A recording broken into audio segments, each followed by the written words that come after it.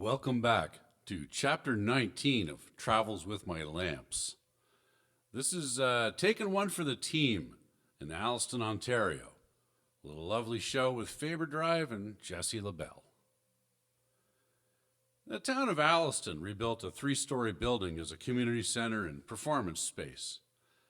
The new manager got in touch with me and asked if I would be interested in being the TD, technical director, for concerts and to bring in whatever gear was necessary. Now, as it was my first time representing the venue, and I went for overkill on the PA, I hired Neil McDonald and a pretty big rig from PA Plus. We start sound checking the drums around mid-afternoon, and all's going well. Suddenly, the doors to the theater fly open, and this angry spark plug of a senior citizen comes storming in, waving his arms about and screaming.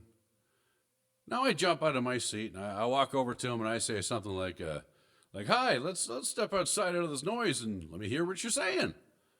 Well, he rounds on me and he grabs my shirt and I jump back and I remember saying, "Sir, you touch me again, we've got a serious problem here." Now at this point, Elmer Fudd drops into a boxer stance and throws up his fists.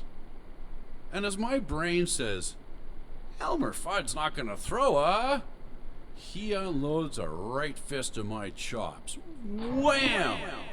I had enough time to pull my head back before he connected and my glasses went flying across the room.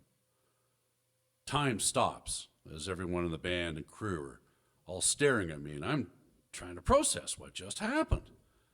Now he storms out of the room, and it's all over in 45 seconds. Now, as we're all trying to figure this out, we find out there's a seniors card game going on upstairs above the theater. And this old feller snapped. Remember that big PA system I brought in? Well, now we know that our drum sound check probably sounded like we were storming the beaches at Normandy.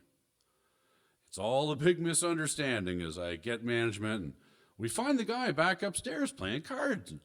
Well, he sees me and he starts freaking out again. So I just bail down the stairs and call the cops. 2 young OPP officers show up and we explain the situation. Now the manager of the venue, he goes upstairs and he tells Mr. Fudd that the police are here and he must come downstairs. And he says, "Fuck that, I'm finishing my card game." Now at this point, the officers put on their gloves and they go upstairs to arrest him. He resists, and it turns into a full-on Donnybrook. We're downstairs listening to this whole thing go down. The cops go to cuff him. He resists, and it's a throwdown. Card tables smashing, chairs flying, seniors yelling as they wrestle this old guy to the ground, cuff him, and drag his punk ass out the door. In the process, he bit off an officer's glove and tried to go for one of their guns. Now, the police came back during our dinner break, and they took me to Timmy's.